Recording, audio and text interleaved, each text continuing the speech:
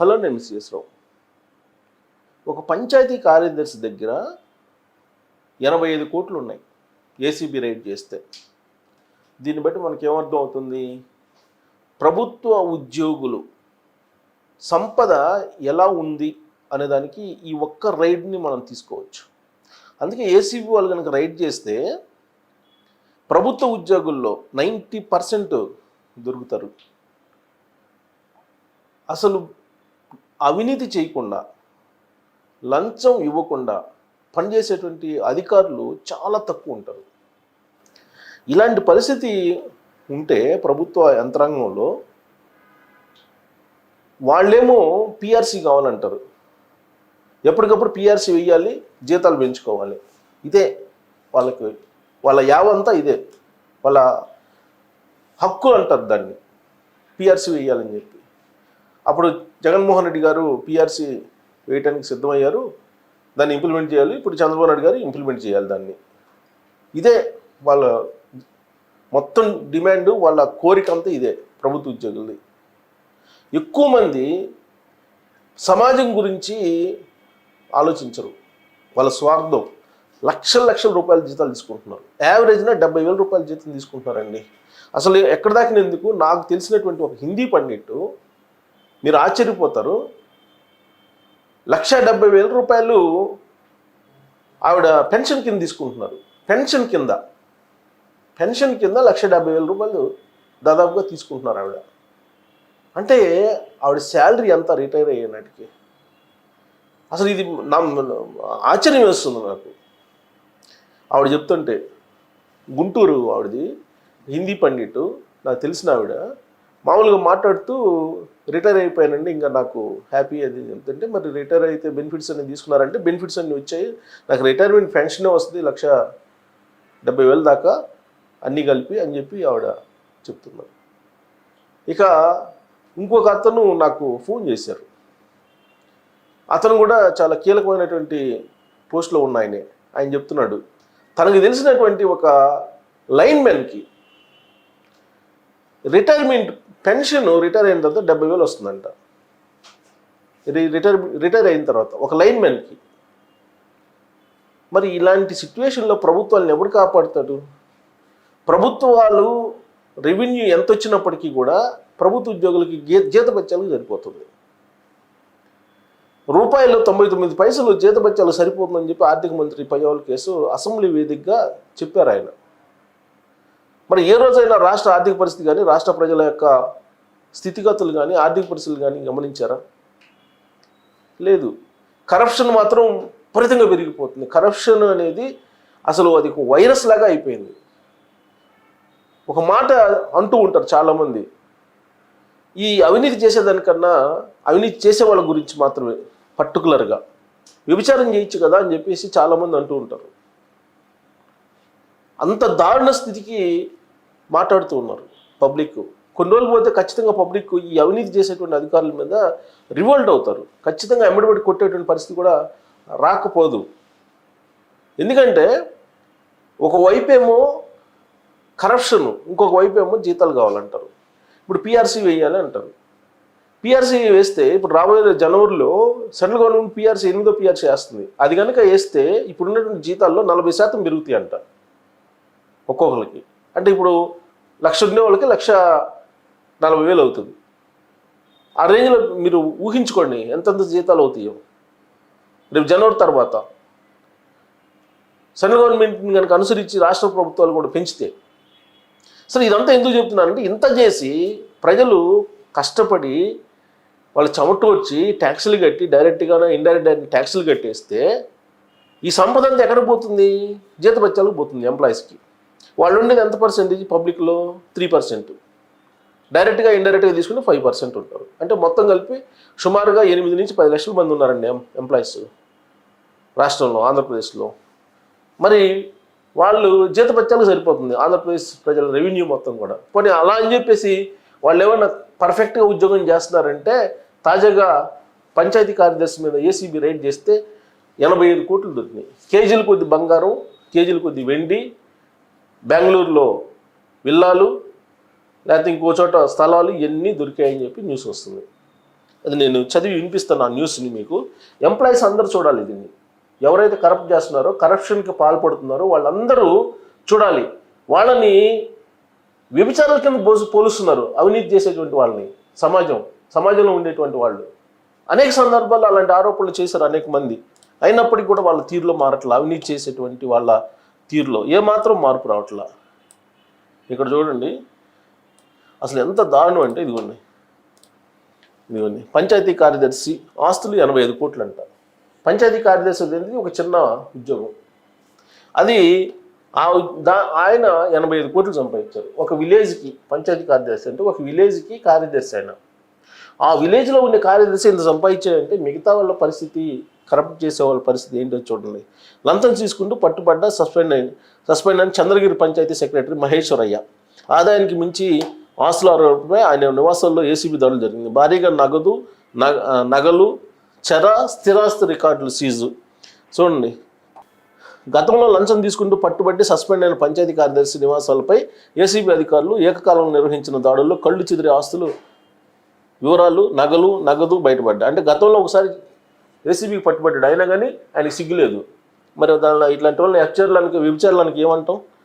తిరుపతి జిల్లా చంద్రగిరి పంచాయతీ పూర్వ కార్యదర్శి మహేశ్వరయ్య ఆదాయానికి మించి ఆస్తులు కూడబెట్టారన్న ఆరోపణలపై తిరుపతి, కడప జిల్లాల ఏసీబీ అధికారులు మంగళవారం దాడులు నిర్వహించారు. తిరుపతి సమీపంలో పెరూరులోని మహేశ్వరయ్య ఇల్లు, చిత్తూరు జిల్లా పలమనేరు, గంగవరం, కడప జిల్లా బద్వేలు, బెంగళూరులో దాడులు నిర్వహించారు. పెరూరులోని ఇంటి నుంచి కిలో బంగారం, వెండి వస్తువులు, దాదాపు 2 లక్షల నగదు, వివిధ బ్యాంకుల్లో ఉన్న 35 లక్షల టర్మ్ డిపాజిట్లు బాండ్లు స్వాధీనం చేసుకున్నారు. 2 కార్లు, ద్విచక్ర వాహనాలను సీజ్ చేశారు. పలమనేరులో దాదాపు 3 కోట్ల విలువ చేసేటువంటి 3 అంతస్తుల ఇల్లు, ఒక ఫామ్ హౌస్, బినామీ పేర్లతోటి కొన్ని ప్లాట్లు, భూములు ఉన్నట్లు గుర్తించారు. గంగవరంలో కోళ్ల ఫారము, వ్యవసాయ భూమి, స్థిరాస్తులు ఉన్నట్లు ఏసీబీ అధికారులు తనిఖీల్లో బయటపడ్డాయి. బెంగళూరులో దాదాపు 10 కోట్ల విలువ చేసే అపార్ట్మెంట్కు సంబంధించిన రికార్డులను తిరుపతిలో సీజ్ చేశారు. కడప జిల్లా బద్వేల్లోని మహేశ్వరయ్య అత్తగారి ఇంట్లో కొన్ని కీలక డాక్యుమెంట్లు సీజ్ చేశారు. అక్కడ బినామీ పేరుతో కొంతమందిపై ప్లాట్లు, ఇల్లు రిజిస్ట్రేషన్ చేసి ఉంచినట్టు అధికారులు చెప్పారు. తిరుపతి, బెంగళూరు, బద్వేల్లోని వివిధ బ్యాంకుల్లో అకౌంట్లు, లాకర్లు ఉన్నట్లు అధికారులు గుర్తించారు. త్వరలో లాకర్లు ఓపెన్ చేసేందుకు చర్యలు చేపడతామని అధికారులు వెల్లడించారు. మరి ఆ లాకర్లు ఓపెన్ చేస్తే ఇంకా అసలు మణులు, మాణిక్యాలు ఎన్ని బయటపడతాయో. ఈ సోదాలు బుధవారం కూడా కొనసాగుతున్నాయి. తనిఖీల్లో ఇప్పటి వరకు సుమారుగా 85 కోట్ల ఆస్తులు బయటపడినట్టు తెలిసింది. కాగా మహేశ్వరయ్య ప్రస్తుతం బెయిల్పై ఉన్నారు. ఆస్తులు కూడగట్టి అమ్మవారికి ఆలయం. ఇదొకటి. మళ్ళా ఈ అవినీతి చేసే వాళ్ళందరికీ కూడా ఇదొకటి ప్రత్యామ్నాయం అన్నమాట, ఆల్టర్నేటివ్. ఏంటంటే చిత్తూరు జిల్లా గంగవరంలో ప్రధాన రహదారిపైన సుమారు 5-6 లక్షలతో మహేశ్వరయ్య గతంలో అమ్మవారి ఆలయం నిర్మించారు. ఇటీవల ఈ ఆలయాన్ని ఆధునీకరించారు. ఇదంతా పాప పరిహారం కోసమే చేసినట్టు ఉందంటూ అక్కడ ప్రజలు చర్చించుకోవడం గమనార్హం. సో పాప పరిహారం కోసం దేవాలయాలు నిర్మించారంట. ఇప్పుడు ఈ ఆస్తులు ఎంత తెలుసా? 85 కోట్లు ఒక పంచాయతీ కార్యదర్శి. ఇది రిజిస్ట్రేషన్ వాల్యూ ప్రకారం లెక్కేస్తారు ఏసీబీ అధికారులు. దీన్ని మార్కెట్ వాల్యూ ప్రకారం లెక్కేస్తే దీనికి 10 ఇంతలు లెక్కేసుకోండి. 10 ఇంతలు ఉంటుంది డెఫినెట్గా. ఎందుకంటే మనం మార్కెట్ వాల్యూ చూసినాం కదా, రిజిస్ట్రేషన్ వాల్యూకి మార్కెట్ వాల్యూకి తేడా ఉంటుంది. 10 ఇంతలు వేసుకుంటే 100 కోట్లు ఉంటుంది ఈ ఆస్తులు. సరే, ఇంత చేసి ఈ అధికారులు ఎలాంటి వాళ్ళు అంటే చాలామంది, నేను ఇంకో న్యూస్ చూపిస్తాను. ఇప్పుడు ఇదేంటి తెలుసా? 10,000 తీసుకున్నావు, సమస్య తీర్చవా? ఇది ఒక న్యూస్. ఇప్పుడు ఆంధ్రప్రదేశ్లో వచ్చిన న్యూస్.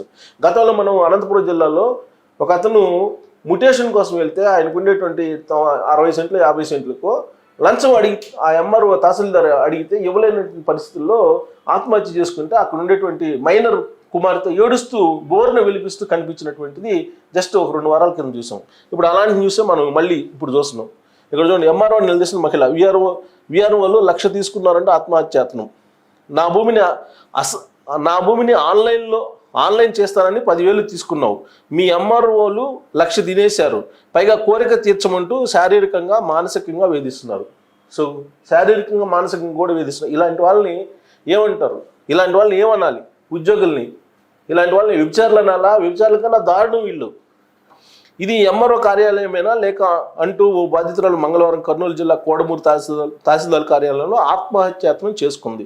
చాకలి హైమావతి అనేటువంటి వివాహిత కోడమూరులో నివసిస్తుంది. ఆమె తండ్రి ప్యాలకుర్తి గ్రామంలో 9 ఎకరాల భూమి ఉంది. తండ్రి మరణానంతరం ఆ భూమిని మొదటి భార్య కుమారుడు లక్ష్మణ స్వాధీనం చేసుకున్నాడు. అందులో సగభాగం ఆమెకు చెందుతుందని 2023లో కోర్టు తీర్పు ఇచ్చింది. కోర్టు తీర్పు మేరకు తనకు భూమి అప్పగించి ఆన్లైన్ చేయాలని ఆనాటి నుంచి తహసీల్దార్ కార్యాలయం చుట్టూ తిరుగుతుంది. ఈ క్రమంలో మంగళవారం కార్యాలయానికి వెళ్ళిన ఆమె తహసీల్దార్ వెంకటేష్ నాయక్ ఎదుటే పురుగు మందుల డబ్బా తీసి తాగేందుకు ప్రయత్నించింది. ఆమె ప్రయత్నాన్ని తహసీల్దారు అడ్డుకుని చేతిలోని పురుగుల మందు బాటిల్ను లాగేశారు. ఇది ఆంధ్రప్రదేశ్లో ఉండేటువంటి ఉద్యోగుల చరిత్రకు ఈ రెండు మనం నిదర్శనాలుగా తీసుకోవచ్చు. వీటిని అందరూ కానీ 90% తీసుకోవచ్చు. 90% ఉద్యోగుల పరిస్థితి ఇలా ఉంది. పైగా ఆమెను శారీరకంగా వాడుకోవడానికి లంచం తీసుకున్నాడు, మ్యుటేషన్ చేయలేదు, పైగా లైంగికంగా ఆమెను వాడుకోవడానికి కూడా ప్రయత్నించాడు. దాంతో ఆవిడ ఆత్మహత్యాయత్నం చేసింది. మరి ఈ రెండు సంఘటనలు చూసిన తర్వాత ఈ ఉద్యోగ సంఘాలు ఎవరైతే ఉన్నారో ఈ ఉద్యోగ సంఘ నేతలు మరి ఎందుకు రెస్పాండ్ గారు? పిఆర్సీ కోసం రెస్పాండ్ అవుతారు, రావాల్సిన బకాయిల కోసం రెస్పాండ్ అవుతారు. ఈ మధ్యకాలంలో 6,500 కోట్ల రూపాయలు తీసుకున్నారు బకాయిలు. ఇంకొక 6,000 కోట్ల రూపాయలు తీసుకోవడానికి ఫైల్ సిద్ధం చేస్తున్నారు మళ్ళీ ఇప్పుడు నెక్స్ట్ మంత్ తీసుకోవడానికి. మరి కేవలం ఇలా ప్రభుత్వం నుంచి రాబట్టడం తప్పితే బకాయిలు, రకరకాల బెనిఫిట్స్, తర్వాత హెల్త్ కార్డులు, ఇలాంటివన్నీ హక్కులు కావాల్సినవన్నీ తీసుకుంటూ ఉంటే మరి ఇలాంటి వాటి మీద ఎందుకు స్పందించరు ఈ ఉద్యోగ సంఘ నాయకులు? ఎందుకు అవేర్నెస్ కల్పించరు? ఇలాంటి అవినీతి కోర్లు ఉన్నటువంటి ఆ యంత్రాంగంలో వాళ్ళని తీసేయమని కానీ డిస్మిస్ చేయమని కానీ ఎందుకు మీరు ధర్నాలు చేయరు? పిఆర్సీ వేయకపోతే ధర్నాలు చేస్తారు, ఆందోళన చేస్తారు కదా మీరు. మేము పడగొడతాం, గవర్నమెంట్ని దించుతామని చెప్పి హెచ్చరికలు జారీ చేస్తారు కదా. మరి ఇలాంటి వాళ్ళని ఎందుకు మీరు అదుపులో పెట్టుకరు? ఇలాంటి వాళ్ళని డిస్మిస్ చేయాలని మీరు ఎందుకు డిమాండ్ చేయరు? ఇలాంటి వాళ్ళని చూసిన తర్వాత అధికార యంత్రాంగం, ప్రభుత్వ యంత్రాంగంలో ప్రభుత్వ ఉద్యోగులు ఎక్కువ % ఇలాంటి బ్యాచే ఉన్నారు. ఒక్క పంచాయతీ కార్యదర్శిని ఏసీబీ రేట్ చేస్తే 85 కోట్లు రిజిస్ట్రేషన్ వాల్యూ ప్రకారం ఉన్నాయంటే నీకు ఏ స్థాయిలో అధికారులు చాలామంది అవినీతి పాల్పడుతున్నారు. మరి వీళ్ళకి పిఆర్సీ, వీళ్ళకి నెల 1వ తారీఖు జీతాలు, బత్యాలు, మళ్ళీ వీళ్ళు బతకడానికి జీవించడానికి ఉచితంగా సౌకర్యాలు, ఆసుపత్రుల ఖర్చులు ఇవన్నీ ఇవ్వాల్సిన అవసరం ప్రజలకి ఏంటి? దౌర్భాగ్యం కాకపోతే ఇలాంటి సంఘటనలను బేస్ చేసుకొని ఒకవేళ ప్రభుత్వ ఉద్యోగ సంఘాలు కనుక ఆందోళన చేసి సమాజానికి న్యాయం చేస్తే ఖచ్చితంగా వాళ్ళు వెంట నిలబడతారు సమాజం. లేదంటే మాత్రం ఖచ్చితంగా రాబోయేటువంటి రోజుల్లో తిరగబడి చొక్కా పట్టుకుని నిలదీసేటువంటి రోజులు ఎంతో దూరంలో ఉండకపోవచ్చు. ఎందుకంటే రిచ్ పూర్ మధ్య గ్యాప్ పెరిగినప్పుడు వచ్చేటువంటి పరిణామాలు ప్రపంచవ్యాప్తంగా మనం చూస్తున్నాం అనేక దేశాల్లో. అది ఆంధ్రప్రదేశ్లో రాకూడదని చెప్పి మనం కోరుకున్నాం. రాకూడదని అంటే ప్రభుత్వ ఉద్యోగులు ఆత్మావలోకనం చేసుకోవాలి, వాళ్ళలో మార్పు రావాలి, వాళ్ళలో నీతివంతంగా పనిచేసేలాగా ఉండాలి. లేదంటే మాత్రం భవిష్యత్ తరాలు, ఇప్పుడు ఒకవేళ మీ హయాం పోయినా భవిష్యత్ తరాలు ఖచ్చితంగా అనుభవించి తీరుతాయని చెప్పేసి కర్మ సిద్ధాంతం చెప్తుంది. సో మీరు తప్పించుకున్నా మీ తదనంతరం ఉంటుంది కదా, అవినీతి సొమ్ము తిన్నారు మీ సంతానం, లేదంటే మీ ఆస్తులు అనుభవించేవాళ్ళు, వాళ్ళు ఖచ్చితంగా అనుభవిస్తారని కర్మ సిద్ధాంతం చెప్తున్నారు, ఆధ్యాత్మికతలు చెప్తున్నారు.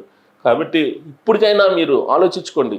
ప్రజా సొమ్ముతోటి మీరు దోచుకొని బతకాలనుకుంటే ఆ బతికే కాదు అనేది ప్రజలు ఆత్మహత్యాయత్నం చేసుకుంటున్నారంటే అది మీరు ఈ బతికేంటి అనేది ఆలోచించాలి. Thank you.